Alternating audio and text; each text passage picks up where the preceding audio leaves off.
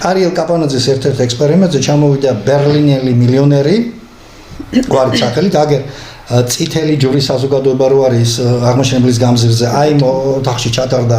ექსპერიმენტი და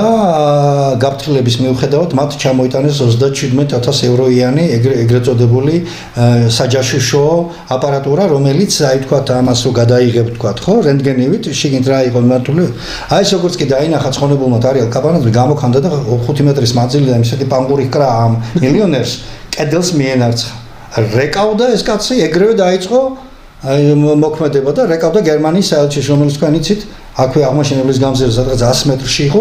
მაგრამ როგორც კი ტელეფონი იშიშლა და დაიწყო დარეკვა მე კარი ჩავკეტე გასაღები ჩავიდე ჯიბეში და ავკრიფე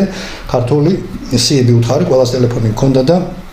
ქართული ტელევიზიების და ქართული მედიის რედაქტორების ტელეფონების აკრიფვა დავიწყე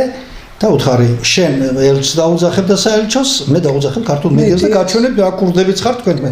რამდენჯერ ქონიათ ეგეთი შემთხვევა ჩემს თვალწინ მომხდარა ქართველ ნოვატორს ქართველ გამომგონებელს როგორც ცდილობდნენ აეხიათ მისთვის ნოვაცია და იგივე Ariel კაპანაძეს წასვლა 8 კაციან გუნდთან ერთად ამერიკის შეერთებულ შტატებში უორენ ბაფეტის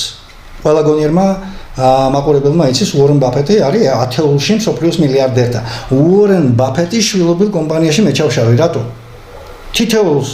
დელეგაციის წევრს გვაძლევდნენ 50,000 ისა დოლარს ეს მე ერთად შეკრული არ მინახავს იმაში რა კუპონის დონეზეც კი და უნდა ჩავსულიყავით იმ შტატში და დავსვი საკითხი კი მაგრამ რო ჩავალთ იქ და გავაკეთებთ ამას მე რთვათ 3 პოლკოვნიკი რო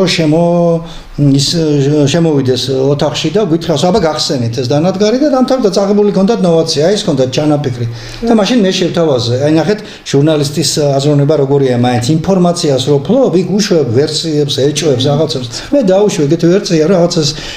წკონდა სურვილით არ იყო ნაკარნახევი ჩვენი იქ ჩაყვანა და ამხელა 400,000 გადახდა